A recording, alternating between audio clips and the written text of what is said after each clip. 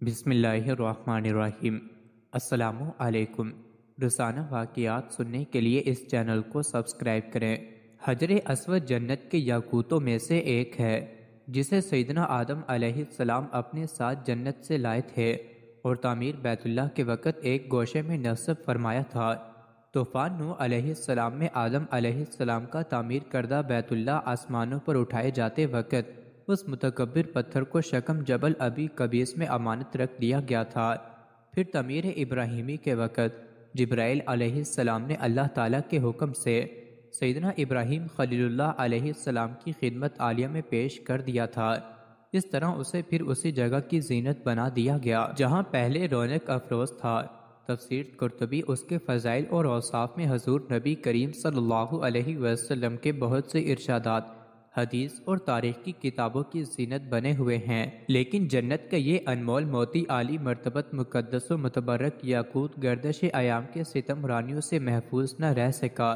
متعدد بار اسے فساق فجار ظالموں کے ہاتھوں تختہ مشق بننا پڑا، بارہا حوادثات کا شکار ہوا اور اس کے نازنین بدن پر کتنی ہی مرتبہ زخم آئے۔ 317 ہجری میں جب مکہ مکرمہ کرامتہ کے دست تصرف میں آیا تو ابو طاہر سلیمان بن الحسن نے جو کرامتہ کا سردار تھا حرم محترم میں خون کی ہولی کھیلی۔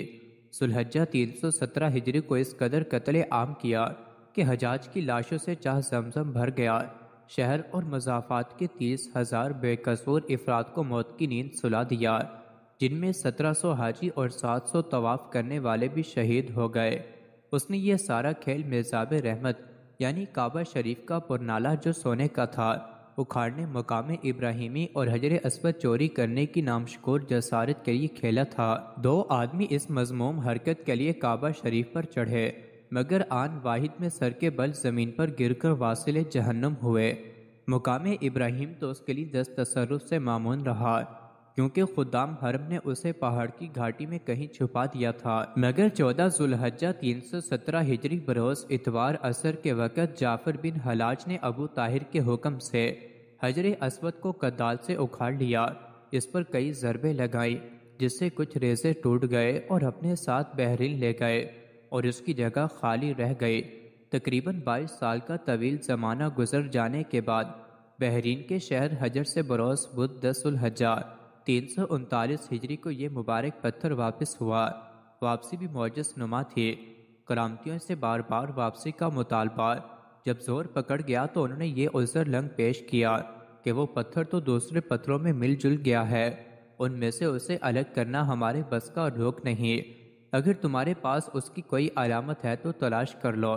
چنانچہ علماء کرام سے استفسار کیا گیا تو انہوں نے ارشاد فرمایا ان سب پتھروں کو آگ میں ڈالا جائے، جو پتھر آگ میں پگھل یا پھٹ جائے وہ حجر اسود نہیں، حجر اسود کو آگ متاثر نہیں کر سکتی کیونکہ یہ جنت کا پتھر ہے۔ اس طرح اس مقدس پتھر کی برتری اور مقبولیت کا لوہا منوا کر اسے واپس لوٹایا گیا اور پھر سے کعبہ شریف کی زینت بنا دیا گیا۔ علامہ جلال الدین سیوطی رحمۃ اللہ نے لکھا ہے کہ یہ ظالم ابو طاہر چیچک کے عارضہ میں مبتلا ہوا، اس کا جسم پھٹ گیا اور نہایت ذلت کے ساتھ مرا۔ ابو طاہر کرامتی بدبخت کو ابرہہ کی طرح بیت اللہ کے بجائے اپنے شہر ہجر میں حج کا اجتماع کرانے کا جنون دماغ میں پیدا ہوا۔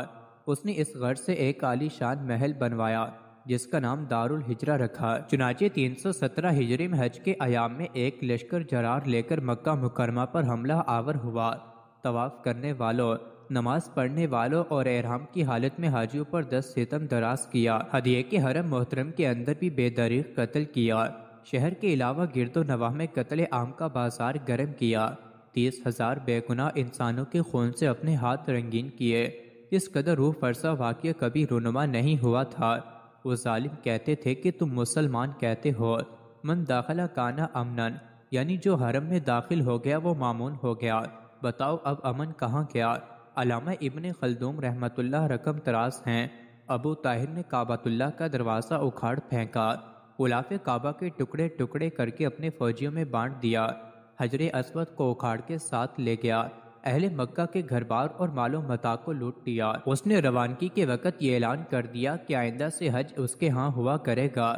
خلافت مستخفی کے عمرا نے بے حد کوشش کی کہ کسی طرح حجر اسود واپس آ جائے، انہوں نے 50,000 دینار سرخ کی پیشکش بھی کی مگر کرامتی ٹس سے مس نہ ہوئے۔ وہ ابو طاہر اس خیال فاسد پر قائم تھا کہ یہ ناپاک جسارت اپنے امام عبید اللہ المہدی والی افریقہ کی خوشنودی کے لیے کر رہا ہے، لیکن جب منصور اسماعیل نے کیروان سے حجر اسود کی واپسی کا مطالبہ شدت سے کیا اور ادھر عبید اللہ المہدی نے بھی ابو طاہر کو سختی سے ڈانٹا کہ اگر حجر اسود مطالبہ شدت سے کیا اور ادھر عبید اللہ المہدی نے بھی ابو طاہر کو سختی سے ڈانٹا کہ اگر حجر اسود واپس نہ کرو گے تو پھر جنگ کے لیے تیار ہو جاؤ، اس لیے مجبوراً 339 ہجری میں واپس کرنا پڑا، جبکہ اس سے قبل خلافت مستقفی کی جانب سے 50,000 دینار کی عوض بھی واپسی کا مطالبہ مسترد کر دیا گیا تھا۔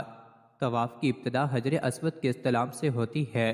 یہ جنت کا پتھر ہے جس میں اللہ تعالیٰ نے انسانوں کے گناہ جذب کرنے کی عجیب تاثیر رکھی ہے۔ چنانچہ نبی کریم صلی اللہ علیہ وسلم نے ارشاد فرمایا، جس وقت حجر اسود جنت سے اترا تو وہ دودھ سے زیادہ سفید تھا، پھر آدمیوں کے گناہوں نے اسے سیاہ کر دیا۔ اور ترمذی شریف کی ایک روایت میں ہے کہ حجر اسود اور مقام ابراہیم جنت کے یاقوتوں میں سے 2 یاقوت ہیں، اگر اللہ تعالیٰ ان کی روشنی کو ختم نہ فرمائے تو یہ پوری زمین و آسمان کو روشن کر دیتے کہ حجر اسود قیامت کے دن اپنے بوسہ لینے اور استلام کرنے والوں کے حق میں سفارش کرے گا، اور اس دن اللہ تعالیٰ اس کو زبان اور ہونٹ عطا فرمائیں گے۔ نبی اکرم صلی اللہ علیہ وسلم نے ارشاد فرمایا، اس حجر اسود کو اپنے عمل خیرہ کا گواہ بنا لو، کیونکہ قیامت کے دن یہ سفارشی بن کر اللہ کے دربار میں اپنے استلام کرنے والوں کے لیے سفارش کرے گا۔ اس کی ایک زبان اور 2 ہونٹ ہوں گے۔ پیغمبر علیہ السلام سے حجر اسود کا بوسہ دیتے وقت رکعت و زاری بھی ثابت ہے۔ نیز آپ صلی اللہ علیہ وسلم نے اس کی تقبیل و استلام کو گویا کہ اللہ تعالیٰ سے مصافحہ کرنا قرار دیا ہے۔ آپ صلی اللہ علیہ وسلم کا ارشاد ہے، جو شخص حجر اسود کو ہاتھ لگائے گا تو گویا وہ اللہ تعالیٰ سے مصافحہ کر رہا ہے۔